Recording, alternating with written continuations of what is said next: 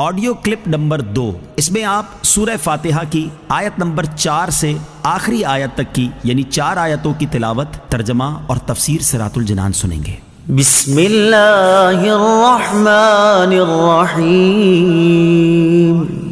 ترجمہ: اللہ کے نام سے شروع جو نہایت مہربان رحمت والا ہے۔ ایاک نعبد و ایاک نستعین۔ ترجمہ: ہم تیری ہی عبادت کرتے ہیں اور تجھ ہی سے مدد چاہتے ہیں۔ ایاک نعبد و ایاک نستعین، ہم تیری ہی عبادت کرتے ہیں اور تجھ ہی سے مدد چاہتے ہیں۔ تفسیر صراط الجنان میں اس کی تفسیر کچھ اس طرح ہے۔ اس سے پہلی آیات میں بیان ہوا کہ ہر طرح کی حمد و ثنا کا حقیقی مستحق اللہ تعالیٰ ہے، جو کہ سب جہانوں کا پالنے والا، بہت مہربان اور رحم فرمانے والا ہے۔ اور اس آیت سے بندوں کو سکھایا جا رہا ہے کہ اللہ تعالیٰ کی بارگاہ میں اپنی بندگی کا اظہار یوں کرو کہ اے اللہ عز و جل، ہم صرف تیری ہی عبادت کرتے ہیں، کیونکہ عبادت کا مستحق صرف تو ہی ہے اور تیرے علاوہ اور کوئی اس لائق ہی نہیں کہ اس کی عبادت کی جا سکے، اور حقیقی مدد کرنے والا بھی تو ہی ہے۔ تیری اجازت و مرضی کے بغیر کوئی کسی قسم کی ظاہری، باطنی، جسمانی، روحانی، چھوٹی بڑی کوئی مدد نہیں کر سکتا۔ وَإِيَّاكَ نَسْتَعِينُ، اور تجھ ہی سے مدد چاہتے ہیں۔ تفسیر صراط الجنان میں اس کی تفسیر کچھ اس طرح ہے۔ اس آیت میں بیان کیا گیا کہ مدد طلب کرنا خواہ واسطے کے ساتھ ہو یا واسطے کے بغیر ہو، ہر طرح سے اللہ تعالیٰ کے ساتھ خاص ہے، اور اللہ تعالیٰ کی ذات ہی ایسی ہے جس سے حقیقی طور پر مدد طلب کی جائے۔ اعلیٰ حضرت امام احمد رضا خان علیہ رحمت الرحمان فرماتے ہیں، حقیقی مدد طلب کرنے سے مراد یہ ہے کہ جس سے مدد طلب کی جائے اسے بالذات قادر، مستقل مالک اور غنی، بے نیاز جانا جائے کہ وہ اللہ تعالیٰ کی عطا کے بغیر خود اپنی ذات سے اس کام یعنی مدد کرنے کی قدرت رکھتا ہے۔ اللہ تعالیٰ کے علاوہ کسی اور کے بارے میں یہ عقیدہ رکھنا ہر مسلمان کے نزدیک شرک ہے، اور کوئی مسلمان اللہ تعالیٰ کے علاوہ کسی اور کے بارے میں ایسا عقیدہ نہیں رکھتا، اور اللہ تعالیٰ کے مقبول بندوں کے بارے میں مسلمان یہ عقیدہ رکھتا ہے کہ وہ اللہ تعالیٰ کی بارگاہ تک پہنچنے کے لیے واسطہ اور حاجات پوری ہونے کا وسیلہ اور ذریعہ ہیں۔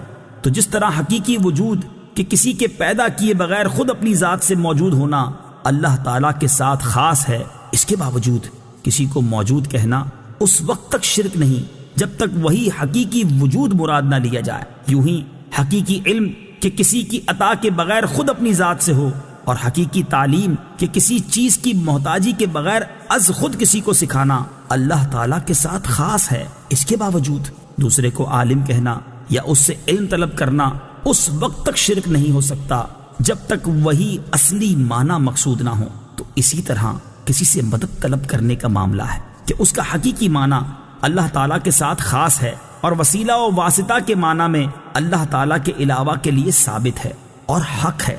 اہدنا الصراط المستقیم۔ ترجمہ: ہمیں سیدھے راستے پر چلا۔ اہدنا الصراط المستقیم، ہمیں سیدھے راستے پر چلا۔ تفسیر صراط الجنان میں اس کی تفسیر کچھ اس طرح ہے۔ اللہ تعالیٰ کی ذات و صفات کی معرفت کے بعد اس کی عبادت اور حقیقی مددگار ہونے کا ذکر کیا گیا، اور اب یہاں سے ایک دعا سکھائی جا رہی ہے کہ بندہ یوں عرض کرے، اے اللہ عز و جل، تو نے اپنی توفیق سے ہمیں سیدھا راستہ دکھا دیا، اب ہماری اس راستے کی طرف ہدایت میں اضافہ فرما اور ہمیں اس پر ثابت قدم رکھ۔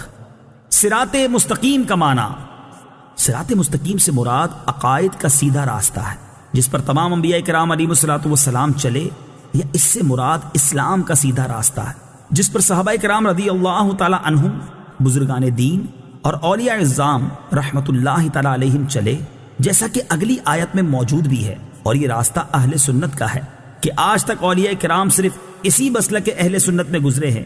صراط الذین انعمت علیہم غیر المغضوب علیہم ولا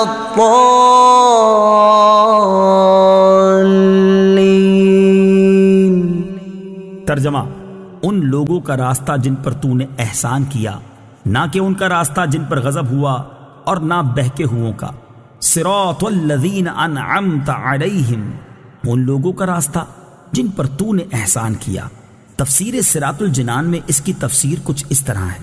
یہ جملہ اس سے پہلی آیت کی تفسیر ہے کہ صراط مستقیم سے مراد ان لوگوں کا راستہ ہے جن پر اللہ تعالیٰ نے احسان و انعام فرمایا۔